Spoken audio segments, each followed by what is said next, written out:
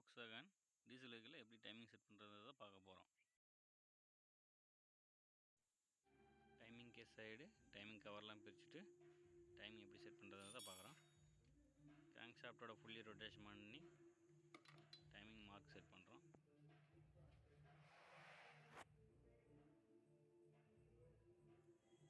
Crank ஷாஃப்டில் timing set பண்ணுறதுக்கு Bessel tool use பண்ணணும்.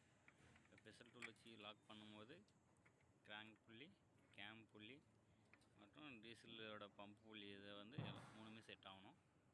இப்போ பார்க்கும்போது தெரியும் கேமோட புள்ளி எல்லாம் செட் ஆகிடுச்சு. அதே மாதிரி டீசல் பம்பில் இருக்கிற புள்ளியும் செட் ஆகிடுச்சு. கிராங்க் ஷாஃப்டோட புள்ளி, கேமோட புள்ளி மற்றும் டீசல் பம்போட புள்ளி மூணுமே செட் ஆனதுக்கப்புறம் டைமிங் பெல்ட்டு, டென்ஷனர் ரெண்டுமே ரிமூவ் பண்ணிடுறோம். ரிமூவ் பண்ணிவிட்டு பெல்ட்டு ரீப்ளேஸ் பண்ண போகிறோம். நம்ம சேனல் பிடிச்சிருந்தால் லைக் பண்ணுங்கள், சப்ஸ்கிரைப் பண்ணுங்கள், ஷேர் பண்ணுங்கள். நன்றி.